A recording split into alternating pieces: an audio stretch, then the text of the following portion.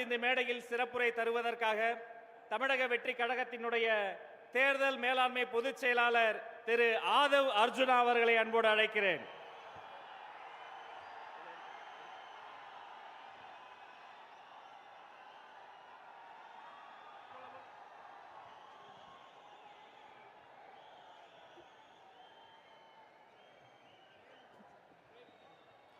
தெய்வத்தால் ஆகாது எனினும் முயற்சி தன் மெய் வருத்த கூலி தரும். தம்பி தலைமை ஏற்கவா, தம்பி தலைமை ஏற்கவா அப்படின்னு அண்ணா கூறினார். 1967 எப்படி அண்ணா வந்து தம்பிகளை பார்த்து தம்பி தலைமை ஏற்கவா என்று அண்ணா தன்னுடைய தம்பிகளுக்கும் இளைஞர்களுக்கும் கூறினாரோ, அதே போல இந்த மதுரை மண்ணில், இந்த பாண்டிய நாட்டில் தமிழகத்தின் குரலாக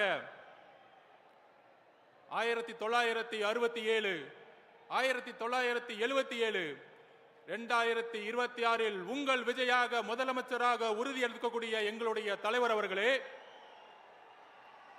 பொதுச் செயலாளர் அவர்களே, என்னுடைய வணக்கத்தை கூறி, அதாவது நேற்றிலிருந்து ஒரு அரசியல் கருத்துரை தமிழகத்தில் எல்லா மீடியாலையும் உருவானது, மக்கள் மனதில் உருவானது. கொள்கை தலைவரா 5 தலைவர்களை உறுதிப்படுத்தி கட்சியை வழிநடத்தக்கூடிய இந்த நேரத்தில் எதற்கு மாநாடுடைய முகப்புரையில அறிஞர் அண்ணாவையும் புரட்சி தலைவர் எம்ஜிஆர் அவர்களையும் ஏன் மாநாடுடைய முகப்புரையில தலைவர் விஜய் அவர்கள் கொண்டு வந்தாருங்கிற ஒரு பெரிய விவாதம் உருவானது. அந்த விவாதத்தின் பதிலை நாங்கள் கூறுகிறோம். 1967 அண்ணா உருவாக்கிய சமூக நீதிக்கான அரசு எல்லோருக்கும் சமமான அரசு. திராவிடம் என்றால் எல்லோருக்கும் சமமான, எல்லா சாதியும் எல்லா மதமும் தமிழ்நாட்டில் சமத்துவத்தை நோக்கிய ஒரு அரசியலையும், இளைஞர்களுக்கான அரசியலையும், ஊழலற்ற ஒரு அரசியலையும், சிறுபான்மைகளுக்கான ஒரு அரசியலையும், எல்லா மதங்களுக்கும் எல்லா சாதிகளுக்கும் ஒரு அரசியலை உருவாக்கினார். அதுதான் திராவிடம். அந்த திராவிடத்தை வழிவந்து கலைஞர் கருணாநிதி அவர்களும் புரட்சி தலைவர் எம்ஜிஆர் அவர்களும் 1971 தேர்தலை எதிர்கொண்டார்கள். எம்ஜிஆர் அவர்கள் கலைஞர் கருணாநிதியுடன் தேர்தல் அரசியலை தன்னுடைய முழு தியாகத்தையும் உருவாக்கி மிகப்பெரிய வெற்றியை அடைந்தார்கள்.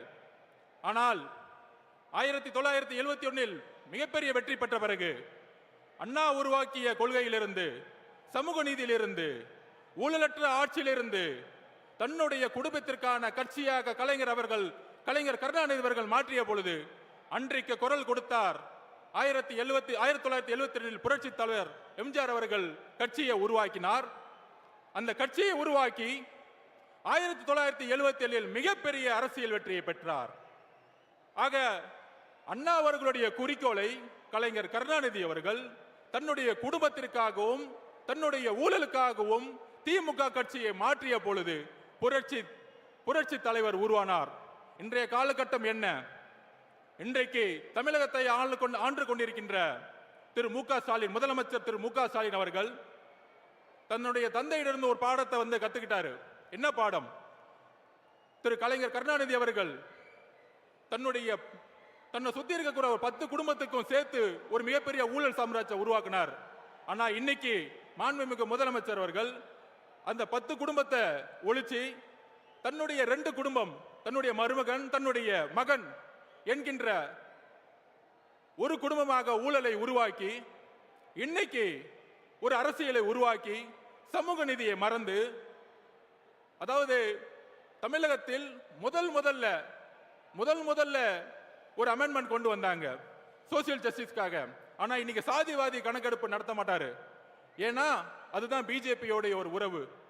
அதுக்கப்புறம் இன்னைக்கு ஊழல் மட்டுமே இருக்கக்கூடிய திரு முதல்வர் அவர்கள் சமூக நீதியை மறந்தாரு, சாதி அரசியலை உருவாக்கினாரு, ஊழலை உருவாக்கினாரு.